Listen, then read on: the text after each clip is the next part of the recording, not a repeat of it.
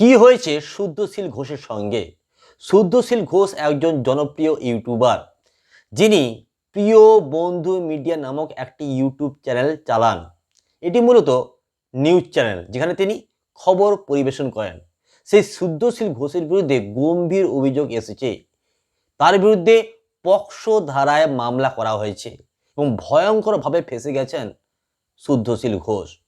শুদ্ধশীল ঘোষের বিরুদ্ধে পশ্চিমবঙ্গের বিভিন্ন স্থানে বিভিন্ন থানায় এফআইআর করা হয় এবং এরপর কালনা থানার পুলিশ তার বাড়িতে রেড করে এবং তার বাড়ি থেকে ইলেকট্রনিক্স ডিভাইস বাজেয়াপ্ত করে, ফোন, ল্যাপটপ, এমনকি তার ছেলের মোবাইল ফোনও বাজেয়াপ্ত করে পুলিশ। এরপর শুদ্ধশীল ঘোষ হাইকোর্টে যান এবং মামলা করেন এবং তার মামলা শুনানি হয় অমৃতা সিনহার এজলাসে এবং জাজ অমৃতা সিনহা পরবর্তী ডেট দেন মঙ্গলবার পুনরায় এই মামলা শুনানি হবে। কিন্তু ঠিক তারপরই শুদ্ধশীল ঘোষের বিরুদ্ধে ভয়ঙ্কর একটা মামলার কথা শুনতে পাওয়া যাচ্ছে। তার বিরুদ্ধে নাকি পক্সো ধারায় মামলা করা হয়েছে। আপনারা সকলেই জানেন পক্সো আইন কতটা ভয়ঙ্কর। এই পক্সো আইনে কিন্তু বেল পাওয়া যায় না, জামিন পাওয়া যায় না। এটা একটি নন বেলেবল অফেন্স।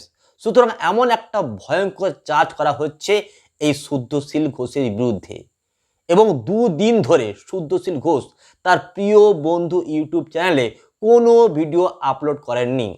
এমনকি শফিকুল ইসলাম তার আরামবাগ টিভিতে বলেন যে তিনি বহুবার চেষ্টা করেছেন শুদ্ধশীল ঘোষের সঙ্গে কন্ট্যাক্ট করতে, কিন্তু তিনি কোনো মতেই কন্ট্যাক্ট করতে পারেননি শুদ্ধশীল ঘোষের সঙ্গে। সুতরাং শুদ্ধশীল ঘোষ কোথায় আছেন, কি করছেন, তাকে কি গ্রেপ্তার করা হয়ে গেছে, এমন কোনো তথ্য পাওয়া যাচ্ছে না।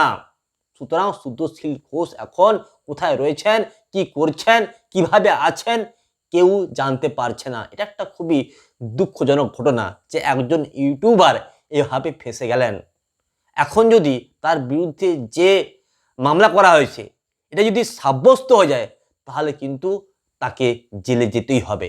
আর যদি তিনি জামিন পেয়ে যান, তিনি যদি বেকসুর খালাস হয়ে যান, সেটা অন্য ব্যাপার। কিন্তু এই পক্সো মামলায়, পক্সো ধারায় যে মামলাটা হয়, সেটা কিন্তু সত্যি অত্যন্ত ভয়ঙ্কর। এই মামলায় জামিন পাওয়া পুরোপুরি অসম্ভব। এখন দেখার বিষয় হচ্ছে যে শুদ্ধশীল ঘোষ কি করবেন। তিনি মূলত নিউজ পরিবেশন করতেন, খবর পরিবেশন করতেন এবং বিভিন্ন বিষয় নিয়ে তিনি খবর পড়তেন।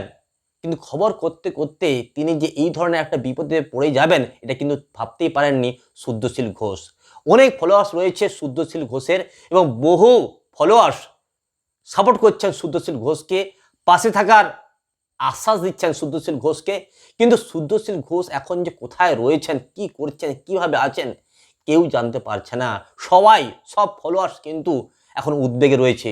সকলেই ভাবছে শুদ্ধশীল ঘোষ কোথায় আছেন, সকলে চিন্তা করছেন শুদ্ধশীল ঘোষ ভালো আছেন তো, সকলেই বলছেন শুদ্ধশীল ঘোষকে গ্রেপ্তার করা হয়নি তো। তো বিভিন্ন প্রশ্ন মানুষের মধ্যে উঠছে আর মানুষ কিন্তু দ্বন্দ্বের মধ্যে রয়েছে। তাকে যারা ভালোবাসেন, তাকে যারা ফলো করেন, তারাও কিন্তু খুবই দুশ্চিন্তায় রয়েছেন। তো বন্ধুরা, শুদ্ধশীল ঘোষ সম্পর্কে আপনাদের কি মতামত অবশ্যই আপনারা কমেন্ট বক্সে লিখে জানাবেন।